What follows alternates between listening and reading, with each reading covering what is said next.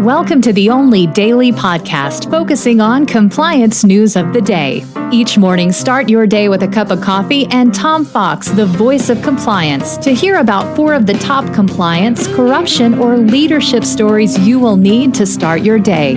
The Daily Compliance News is a production of the Compliance Podcast Network.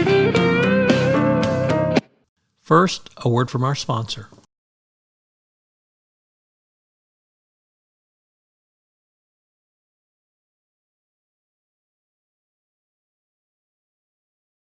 The Daily Compliance News for September 15, 2023, the We Need to See Pain edition.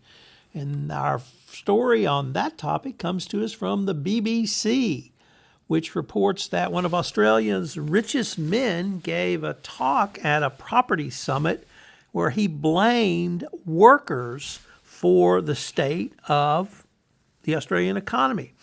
He said that unemployment should jump to remind arrogant workers of their place and that we need to see pain in the economy. Moreover, it was workers' attitudes that was causing the housing crisis in Australia, the arrogance of employees in the employment market.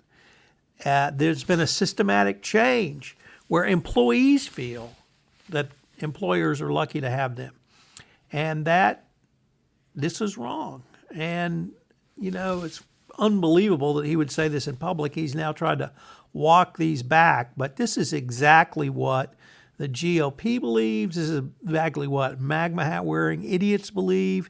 This is really the kind of attitude that kills companies when you have this remark, because it sets a terrible example. And we move to yet another terrible example, and this one is from the former now CEO of British Petroleum, or BP, who quit over, quote, past relationships, end quote, yes, plural, with colleagues. He has resigned over his failure to fully disclose past relationships. He apparently was investigated in 2022 and cleared by BP's board of directors, but he then told them, well, I really hadn't told the truth. It turns out he's been having a lot more. So CEO is definitely hanging out there.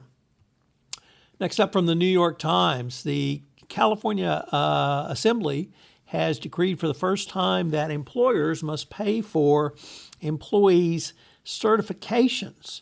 So typically employees have to pay for those because you can take them from work to work, workplace to workplace.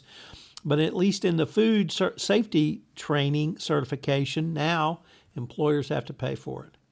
And the final story comes to us from north of the border up in Canada, and it involves the Canadian company SNC-Lavalin, who many compliance professionals will recognize for really horrific corrupt conduct in paying bribes in the last decade, for which they paid a very large penalty and really had a lot of trouble recovering from. Well, they're going to have a name change, and they think that's going to do it. It's now going to become Atkins Realis. Good luck. The Daily Compliance News is a production of the Compliance Podcast Network and a proud member of C-Suite Radio. Thanks so much for listening. I hope you'll join me again tomorrow.